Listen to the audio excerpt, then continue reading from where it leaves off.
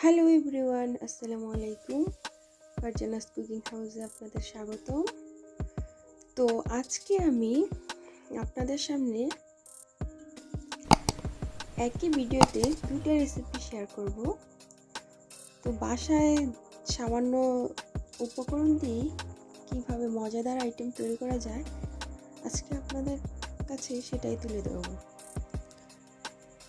তো ভিউয়ার্স, নিশ্চয়ই দেখে বুঝতে পারতেছেন আমার রেসিপিগুলো কি।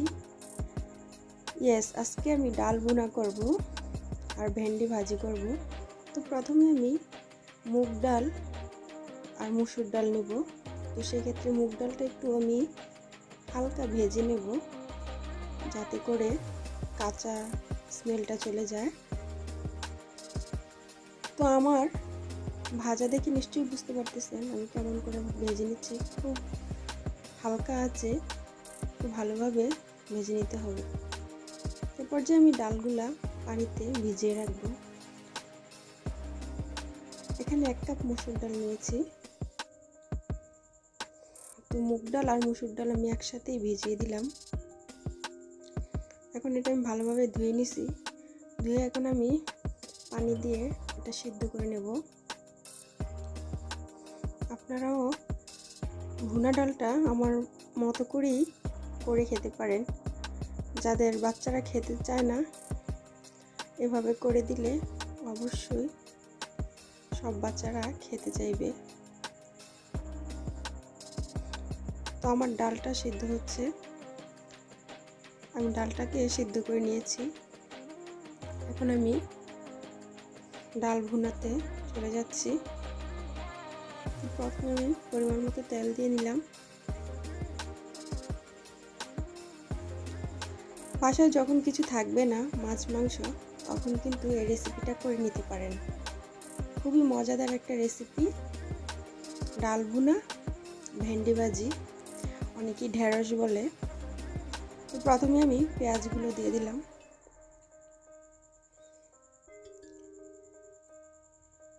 পেঁয়াজগুলো আমি একটু লালচে করে ভেজে নেব।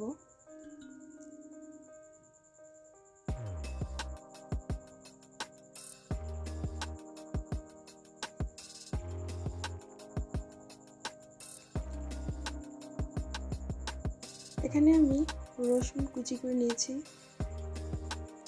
ডালের মধ্যে রসুন কুচিটা, ভাজা রসুনের কুচিটা ভালো লাগে। তো এখানে আমি পেঁয়াজের সাথে রসুন কুচিটাও দিয়ে দিলাম। দিয়ে দিলাম কয়েক পিস কাঁচামরিচ।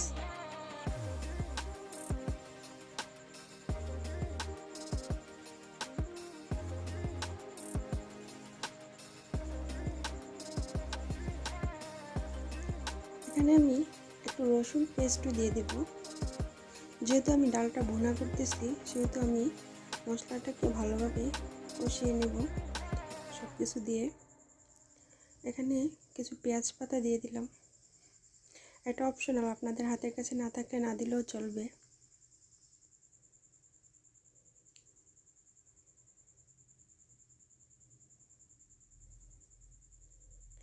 দিয়ে দিলাম লাল মরিচ গুঁড়ো 1 টেবিল চামচ।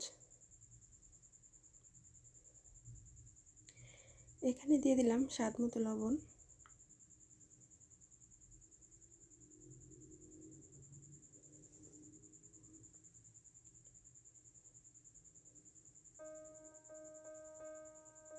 দিয়ে দিলাম মিক্স মশলা। এটা আপনাদের হাতের কাছে না থাকলে না দিলেও চলবে, তবে আমার কাছে মিক্স মশলাটার ফ্লেভারটা অনেক ভালো লাগে। এখানে আমি 2টা টমেটো গ্রেট করে নিয়েছি। তো আপনারা চাইলে ছোট ছোট পিস করেও দিতে পারেন। এখন আমি মশলাটা ভালোভাবে কষিয়ে নেব। অনেকেই অনেকভাবে ডাল ভুনাটা করে, তো আমার কাছে মনে হয় যে এভাবে কষিয়ে ভালো করে রান্না করলে স্বাদটা দ্বিগুণ বেড়ে যায়। আমার মশলাটা প্রায় কষানো হয়ে গেছে।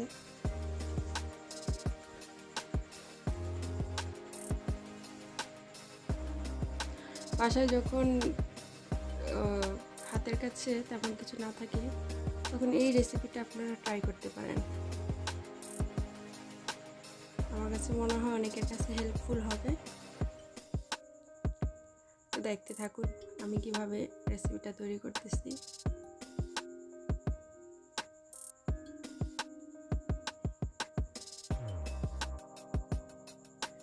অনেক মুরব্বিরাও ডাল খেতে চায় না, তো আশা করি এরকমভাবে ডালটা রান্না করে দিলে সবাই খেতে চাইবে। আমি যে ডালটা সেদ্ধ করে নিয়েছিলাম সেই ডালটা এখন দিয়ে দিলাম।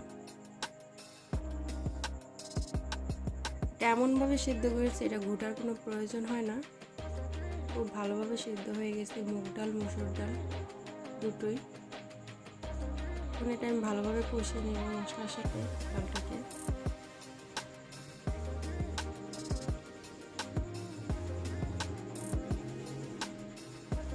তো আপনারাও সেমভাবেই রান্না করবেন।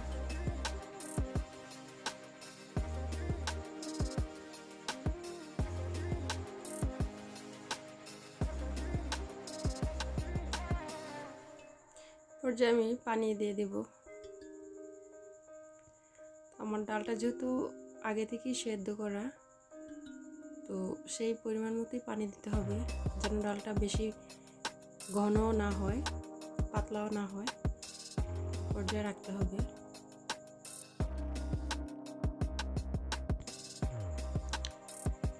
তো আমার ডালটা যেহেতু এখন এটা আর একটু কষাতে হবে, ঝোলটা কমাতে হবে, তো সেই জন্য আমি ডালটাকে পাশের চুলায় দিয়ে দেব।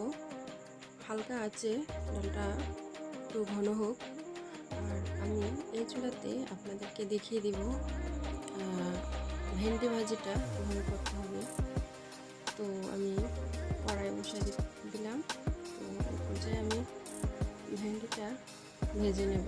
তো দিয়ে দিলাম পেঁয়াজ। এখানে পেঁয়াজ আপনাদের যদি বেশি পেঁয়াজ খেতে ভালো লাগে সেক্ষেত্রে বেশি দিতে পারেন। দিয়ে দিলাম তেল। তো এখানে আমি যে কর্নের যে তেলটা সাদা তেল সেটা নিয়েছি। তো এখানে তেলের পরিমাণটা একটু বেশি বাড়িয়ে দিলে ভাজিটা খুব ভালোভাবে ঝরঝরে থাকে। তো আমি এখানে ভেন্ডি নিয়েছি, ভেন্ডির সাইজগুলো ছোট, মাঝে দিয়ে একটা ফালি করে নিয়েছি জাস্ট। আপনারাও সেমভাবে করতে পারেন। এভাবে ভাজি করলে ভেন্ডিটা আর লোট লোট হয় না, আলাদা আলাদা থাকে ঝরঝরে। তো অনেকেই বলে ভেন্ডি ভাজি করতে গেলে লোট লোট হয়ে যায়। তো আমি দিয়ে দিলাম এখানে আলু। আলুটাও আমি খুব বেশি কুচি কুচি করি নাই, এখানে একটু মোটা করেই কেটে নিয়েছি, পাতলা করে কেটে নিয়েছি। তো আপনারা দেখেই বুঝতে পারতেছেন। এখানে আমি দিয়ে দিলাম একটু হলুদ গুঁড়ো, স্বাদ মতো লবণ দিয়ে দিলাম,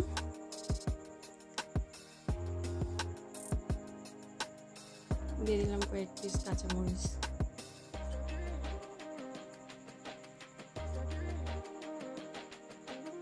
তো এর পর্যায়ে আমি একটু ভালোভাবে নেড়ে চেড়ে ঢেকে রান্না করব।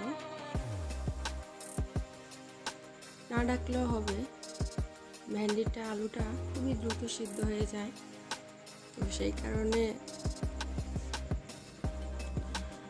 আপনারা নিশ্চয়ই দেখে বুঝতে পারতেছেন আমার আলুটা কিন্তু প্রায় সেদ্ধ হয়ে গেছে। আমার ভেন্ডিটাও একদম। তো আমি এখন ডালটাকে কষিয়ে নিয়েছি। তো ধনেপাতা দিয়ে আমি একটা তুলে নেব।